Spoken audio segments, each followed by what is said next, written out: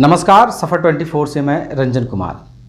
घर घर तिरंगा, हर घर तिरंगा। जी हाँ, ये नारा इन दिनों हमारे पूरे देश में गूंज रहा है और ये नारा दिया हुआ है हमारे माननीय प्रधानमंत्री श्री नरेंद्र मोदी के द्वारा। जी हाँ, आपको बता दें कि आज़ादी के 75वें सालगिरह में हम लोग पहुँचे हुए हैं और 75वें सालगिरह के महोत्सव पर जो प्रधानमंत्री नरेंद्र मोदी ने ये नारा दिया है कि आप हर घर में तिरंगा लहराएं और अपने तिरंगे का सम्मान बढ़ाएं और आज़ादी को दिलाने वाले जो हमारे वीर सपूत हैं उन्हें एक तरह से ये सम्मान होगा।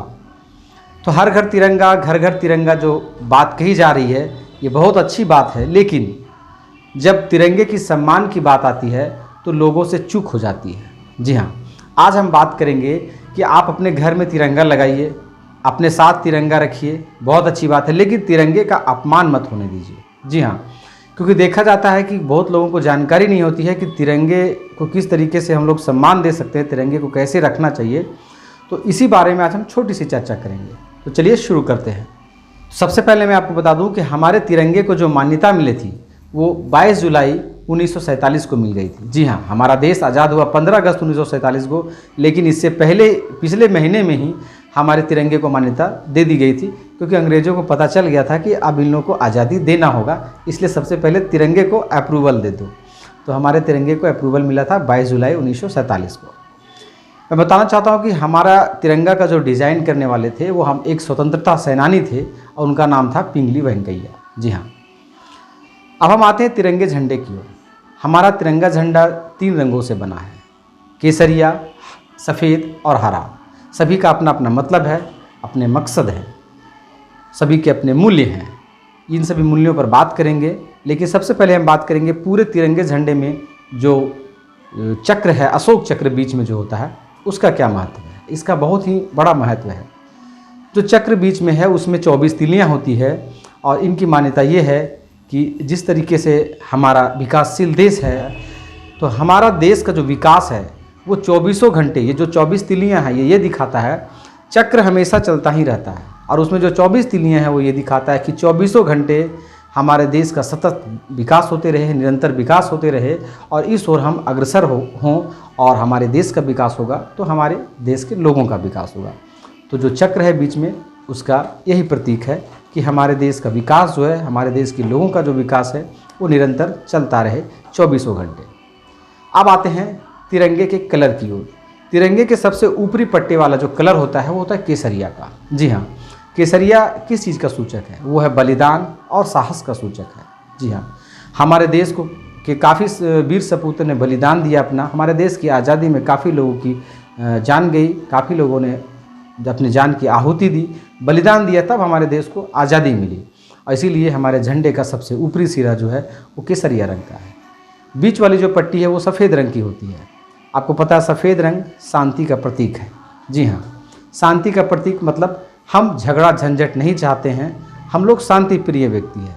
अब आप कहेंगे कि ऊपर है बलिदान और बीच में है शांति, तो ये कैसे हो सकता है भाई?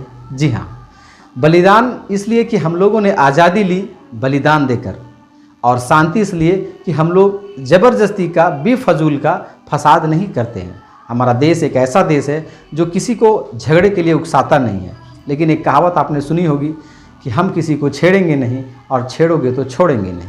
हमारा देश इसी पर चलता है कि हम किसी को झगड़े के लिए उकसाते नहीं हैं। मुझे विकास से मतलब है, हम लोग को विकास करने दीजिए, लेकिन अगर आप उंगली करेंगे तो आपको हम छोड़ेंगे भी नहीं। और इसीलिए बलिदान के प्रतीक को ऊपर रखा गया है कि देश के तिरंगे को, देश की आन बान और शान को हम लोग को अगर बचाना होगा, देश की सुरक्षा करनी होगी, तो बलिदान सर्वोपरि होगा, सर्वोच्च होगा, ऊपर में होगा। सबसे नीचे हम लोग आ जाते हैं। पहला हुआ केसरिया रंग जो बलिदान और साहस का प्रतीक है, दूसरा हुआ हमारा सफ़ेद रंग जो शांति का प्रतीक है, और तीसरा सबसे जो नीचे है वो पट्टी है हरे रंग का। हरे रंग है हरियाली की प्रतीक है, क्योंकि हरियाली से किसान और खेती बाड़ी यही सब जुड़ा हुआ होता है। क्योंकि अगर हमारे देश में हरियाली नहीं रहेगी, किसान खुश नहीं रहेगा, तो लोग को अन्न नहीं मिलेगा। और इसीलिए हरे रंग जो हरियाली का प्रतीक दिया गया है वो बहुत ही इम्पॉर्टेंट प्रतीक है। तो आप लोग समझ गए होंगे कि हरियाली, शांति और बलिदान, ये तीनों का क्या महत्व है हमारे तिरंगे पर। कुछ लोग कंफ्यूज कर जाते हैं, कभी कभी कॉपी में या ड्राइंग पे तिरंगा बनाते हैं या फिर तिरंगा सिलवाने जाते हैं तो कभी कभार किसी से गलती हो जाती है, चूक हो जाती है, हरे को ऊपर केसरिया को नीचे कर देते हैं। तो इसे याद रखने का मैं एक बहुत सिंपल फार्मूला बताता हूँ आपको। हरा रंग नीचे होता है, ये आप याद रखिएगा इस तरह से कि हरियाली हमेशा ज़मीन पर होती है, आसमान पर हरियाली नहीं होती है। और जो बलिदान है वो सर्वोपरि होता है। हमारे देश की जो आज़ादी मिली है हमारे देश को, वो बलिदान के बाद मिली है, इसलिए सबसे ऊपर बलिदान, और हरियाली चूँकि ज़मीन पर होती है इसलिए सबसे नीचे हरा रंग। तो इस तरीके से आप याद रखेंगे तो झंडे को आप कभी ड्राइंग भी करेंगे तो भूलेंगे नहीं। चलिए और बात करते हैं आगे कि हमारे झंडे को सम्मान देने का क्या क्या नियम है। सबसे पहले मैं आपको बता दूं कि अगर झंडे को आप सम्मान देना चाहते हैं तो इसके कुछ नियम हैं जो आपको याद रखना होगा। सूर्योदय के बाद झंडा फहराया जाता है और सूर्यास्त से पहले झंडे को उतार दिया जाता है। ये एक नियम है जो हमारे झंडे को, तिरंगे को सम्मानपूर्वक दिया गया है। सूर्योदय से पहले आप झंडा नहीं फहरा सकते हैं, यानी सूर्य निकलने से पहले, और सूर्यास्त यानी सूरज डूबने से के बाद आप झंडा नहीं फहरा सकते हैं। तो आप झंडे को जब भी फहराएं सूरज निकलने के बाद और सूरज डूबने से पहले झंडे को खोल दिया जाता है। ये हमारे तिरंगे का सम्मान है, अंधेरे में नहीं रखा जाता है झंडे को। दूसरी चीज़ कि जब झंडा हम लगाते हैं कहीं पर, आपको पता होगा कि झंडा आप अपने घर में लगाते हैं, अपने छतों पे लगाते हैं, गाड़ी में लगाते हैं, बहुत जगह पे। तो इस बात का हमेशा ख्याल रखें कि झंडा आप जहाँ भी लगा रहे हैं उसकी ऊंचाई लगाने वाले जगह से ऊपर हो। बहुत लोगों को मैंने देखा है कि गाड़ी का जो मोटरसाइकिल का जो आगे का गार्ड होता है, सेफ गार्ड, उसमें झंडा बांध देते हैं और झंडा का साइज ऐसा रहता है कि वो गाड़ी से नीचे दिखता है। ये गलत तरीका है झंडा लगाने का।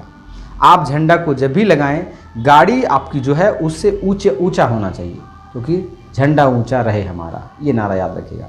अगर आप घर पे लगा रहे हैं तो ये गलती कभी ना करें कि किसी कोने में लगा दें या किसी ऐसे बांस में लगा दें जो आपके घर से नीचे हो। नहीं, आप जब भी झंडा लगाएं अपने घर पे छत पे लगाएं और आपके घर से ऊंचा लहराना चाहिए झंडा। ये झंडा का सम्मान है। दूसरी चीज़, झंडे को अगर आपके हाथ से छूट जाती है, गिर जाती है, या किसी का भी झंडा कभी गिरा हुआ देखें तो उसे उठा लें, ज़मीन पे उसे झंडे को नहीं रखें। बहुत लोग होता है झंडा गिर जाता है छोड़ देते हैं, बहुत गलत बात है। आप देश से अगर प्रेम करते हैं, देशभक्त हैं, तो झंडे का अपमान कभी नहीं कर सकते। आप झंडे को ज़मीन पे हम लोग नहीं गिराते।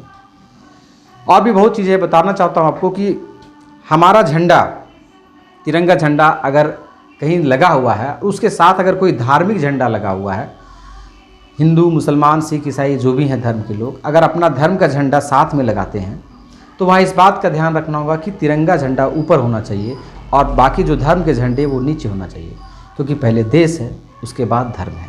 देश ही नहीं बचेगा तो धर्म रह करके क्या करेगा, धर्म भी नहीं बचेगा। इसलिए जब भी हम धार्मिक झंडे के साथ अपने तिरंगे झंडे को लगाते हैं तो वो तिरंगा झंडा ऊंचा होना चाहिए।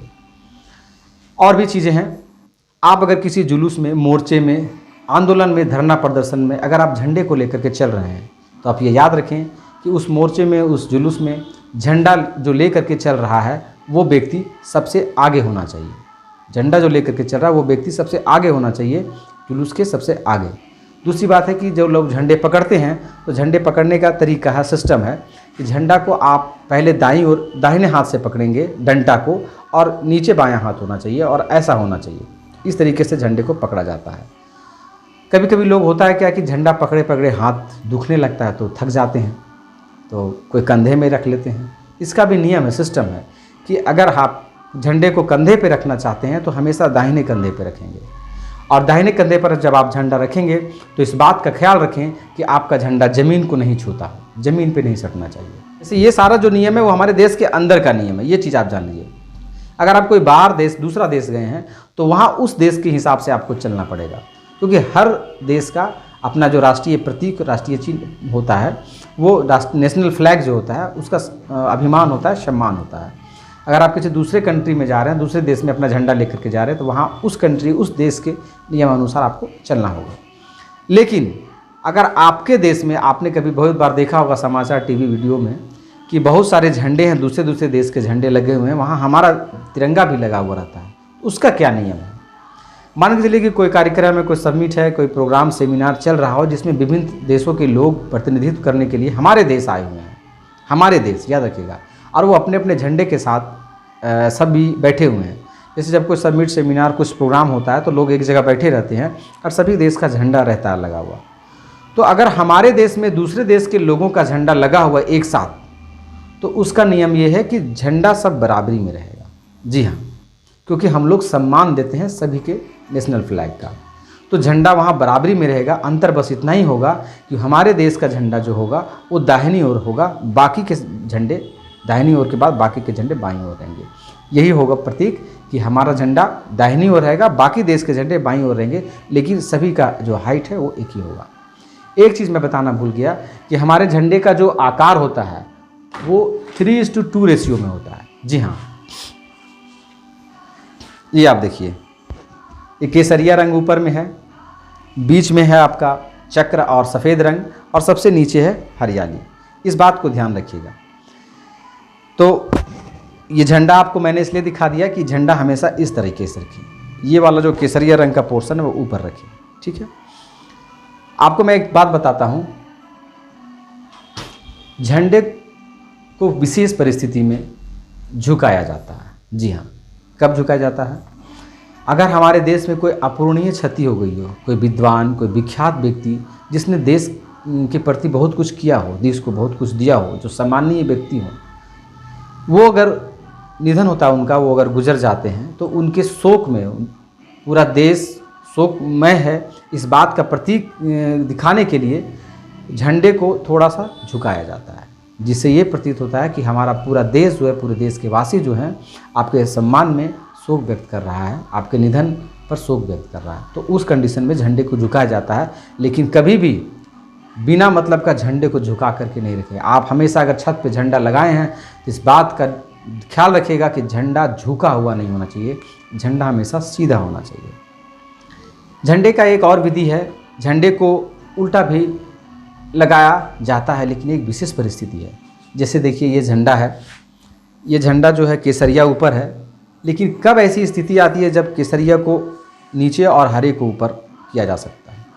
इसकी एक विशेष परिस्थिति है कि हमारे देश में अगर कोई आपातकाल ऐसा आ गया हो जो सरकार के कंट्रोल से बाहर हो गई हो, कोई ऐसी भयंकर बीमारी, भयंकर आपदा, तूफान, आंधी, विपदा, कुछ ऐसा आ गया हो, अकाल, कि जो सरकार के बस से बाहर हो गया हो, जिसको संभालना मुश्किल हो रहा हो, मतलब वाकई में ऐसा लगे कि हमारे देश में बहुत बड़ी विपत्ति आ गई हो, तो ऐसी विपत्ति के समय में झंडे का जो पूरा आकार है उसे उल्टा किया जाता है। हम लोग प्रार्थना करेंगे भगवान से कि हमारे देश में कभी ऐसी विपत्ति ना आए कि झंडे को उल्टा करने की आवश्यकता पड़े। हमारा झंडा हमेशा लहराए केसरिया रंग ऊपर की ओर। तो आज के लिए बस इतना ही, एक छोटी सी जानकारी थी। आशा करता हूँ आप लोगों को अच्छी लगी होगी। अगर ये जानकारी औरों को आप देना चाहते हैं तो वीडियो को शेयर करें।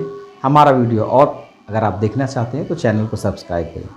उम्मीद करते हैं कि हमारे माननीय प्रधानमंत्री के द्वारा जो नारा दिया गया है, हर घर तिरंगा, घर घर तिरंगा, इसको आप लोग फॉलो करेंगे। क्योंकि ये आप इसे इस नज़रिए से ना देखें, किसी पार्टी पॉलिटिक्स के नज़रिए से ना देखें, आप बस ये देखें कि हमें तिरंगा का सम्मान करना है। और चूँकि इतना बड़ा नारा दिया है प्रधानमंत्री महोदय ने, लोग अपने घर में तिरंगा लगा रहे हैं, अपने गाड़ी में तिरंगा लगा रहे हैं, तो मुझे ऐसा लगा कि तिरंगे का अपमान नहीं होना चाहिए, इसलिए तिरंगे के कुछ जो बेसिक नियम थे वो मैंने आपके बीच रखा। नमस्कार, धन्यवाद।